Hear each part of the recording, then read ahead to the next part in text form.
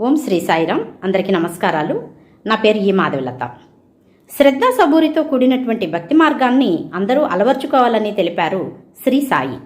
తాను సర్వజీవకోటి యందు ఆవరించి పాలించుచున్నాడు అను తెలుపు హేమాడ్ పంత్ విరచిత సచ్చరిత్రలోని 3వ అధ్యాయం గాన రూపంలో చేయుటకు నాకు శక్తిని ప్రసాదించిన శ్రీ సాయికి పాదాభివందనాలు. Thank you. శ్రీ సాయి సచ్చరిత 3వ అధ్యాయము గాన రూపములో శ్రీ సాయికి అంకితము. సచ్చరిత వ్రాయుటలో అన్నా సాహెబుకి పూర్తి సమ్మతి సాయి ఇచ్చి మరియు ఇలా పలికెను.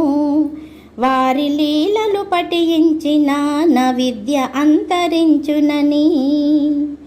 కొంతమంది భక్తులకు నిర్మాణములు, మరికొందరికి భగవత్ లీలలు పాడుటకు, కొందరికేమో తీర్థయాత్రలకు, అన్నా సాహెబ్ గారికేమో సచ్చరిత రచించుటకు. ఇలా భగవంతుడు భక్తులను వేరువేరు పనులకు నియమించెను. చేయలేని వారు సైతం చేయుదురు సాయి కృపతో. వాయించు వానికి తెలియను ధ్వనులు వేణువుకు కాదని. ప్రపంచమను మహాసముద్రములో బాబా కథలు దీపమై మార్గమును సులభమునగు చేయును. భగవత్ కథలను వినిన దేహాభిమానము తొలగును. అన్నా సాహెబ్ 1916వ ఏట సర్కారు ఉద్యోగము నుండి విరమించితిరి. వారి పింఛను సరిపోవట్లేదని వారిపై దాక్షిణ్యము చూపుమని అన్నా చించినికర్ సాయిని వేడెను. వాని భోజన పాత్రలు ఎప్పుడూ పూర్ణముగని ఉండును. కాని వాని దృష్టినంతటిని నాపై త్రిప్పవలే అని సాయి మాతృహృదయంతో పలికెను ప్రేమను కురిపించుచు.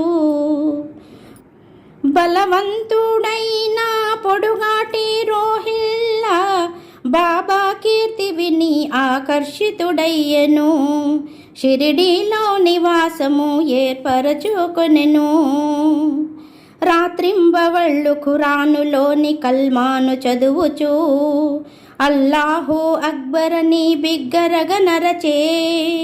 షిరిడీ ప్రజలకు నిద్రాభంగమై సాయిత మొరపెడితే సాయి కోపగించెనే. దైవ ప్రార్థనల యందు మిక్కుట మగు ప్రేమ గల సాయి ఆ అసౌకర్యమును సహించవలెననియు అది త్వరలో తగ్గుననియు శ్రద్ధ సబూరి పాటించవలెనని సాయి పలికెను. సూత్రధారి తానే, జగన్మాత తానే, త్రిగుణముల సామరస్యం కూడా తానే అని పలికే సద్గురువు శ్రీ సాయినాథుడు. శ్రీ సాయి సచ్చరిత 3వ అధ్యాయము గాన రూపములో శ్రీ సాయికి అంకితము. గాన రూపములో శ్రీ సాయికి అంకితము.